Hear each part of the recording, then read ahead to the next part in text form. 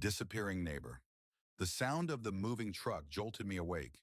Peeking through my bedroom window, I saw the new neighbors arriving. A man tall and gaunt unloaded boxes, while a woman with long dark hair directed him. It was the first time in years anyone had moved into the old house next door, a house rumored to bring bad luck. The neighborhood had always been quiet, even dull, but something about this family intrigued me. They didn't seem to own much, just a few shabby boxes and an ancient couch.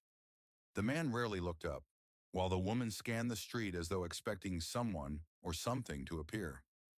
By the next day, their house looked abandoned again. The blinds were drawn, and no lights were visible at night. Curious, I lingered by the mailbox, hoping for a chance to introduce myself, but I saw no one. Days passed, and still, nothing. One evening, I heard muffled voices coming from their backyard. From my upstairs window, I saw the couple standing by a freshly dug hole. The man held a shovel, dirt clinging to his boots, while the woman whispered furiously at him. I couldn't make out what she was saying, but her frantic gestures sent a shiver down my spine. The next morning, the hole was gone, covered and leveled as if nothing had happened. A week later, I finally saw the woman. She was hanging laundry on a line, her hands moving methodically. I waved, and to my surprise, she waved back. Deciding to be neighborly, I walked over, carrying a plate of cookies. She greeted me with a thin smile. Up close, she looked even paler, with dark circles under her eyes. "I'm Sarah," I said, trying to sound cheerful. "Just thought I'd welcome you to the neighborhood." "Thanks," she said softly, glancing over her shoulder. "Is everything okay?" I asked, noticing her nervous demeanor. "My husband's not well," she replied quickly, almost rehearsed. "He needs rest." Before I could ask more, a voice boomed from inside the house. "Who's out there?" The woman stiffened. "I have to go," she said, grabbing the cookies and hurrying inside. That night I couldn't sleep. My mind replayed the strange interaction. Around midnight I heard a noise, a low grinding sound. Peeking out the window, I saw the man dragging something heavy toward their backyard. It was wrapped in a tarp, the shape obscured but undeniably human-sized. I grabbed my phone, intending to call the police, but hesitated. What if I was wrong? What if it was just a piece of furniture or some junk they were discarding? I decided to wait and watch. By morning, the backyard was immaculate again. No tarp, no evidence, just perfectly manicured grass. Over the next few days, the couple's behavior grew stranger. The woman would disappear for hours, only to return at odd times, always looking over her shoulder. The man rarely left the house. Once, I thought I saw someone else in the upstairs window, an older man with hollow eyes. But when I looked again, it was empty. One evening, as I took my trash out, I noticed their front door was slightly ajar. The house was dark and silent. My curiosity got the better of me.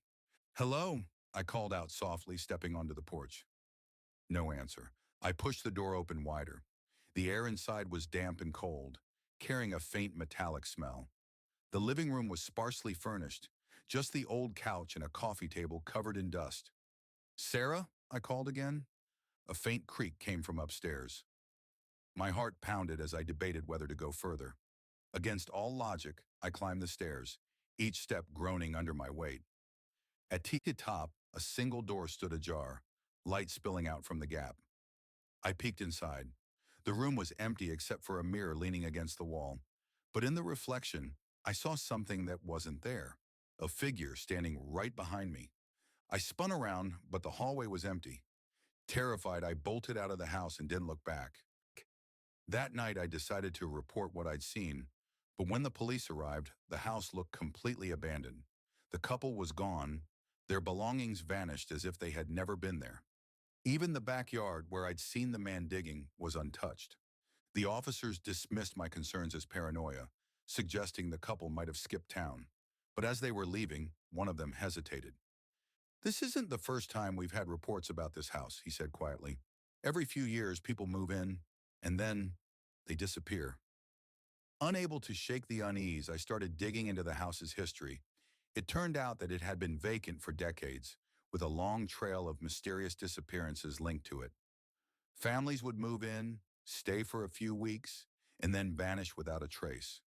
I couldn't let it go.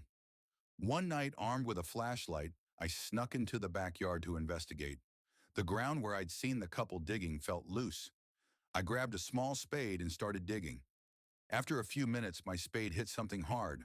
I froze, heart pounding, as I uncovered an old rusted box. Inside were photographs, black and white pictures of families who had lived in the house. But the last photo stopped me cold. It was a picture of the couple I had just met, dated 1952. Suddenly, the air around me grew cold. I felt a presence, an overwhelming sense that I wasn't alone. Slowly, I turned. The woman stood there, her eyes hollow, her mouth twisted into a grim smile. "You shouldn't have come back," she whispered. I ran. I didn't stop until I was inside my house, locking every door and window. But the next morning, there was no trace of the hole I'd dug or the box I'd found. It was as if nothing had happened. Weeks passed and the house remained empty. I tried to move on, convincing myself it was just my imagination. Then late one night, I heard it again, a moving truck pulling up next door. Peeking through the window, I saw another family unloading their belongings, and standing in the shadows of the porch watching them was the couple. They smiled up at me, their faces pale and cold. I closed the curtains and didn't look again.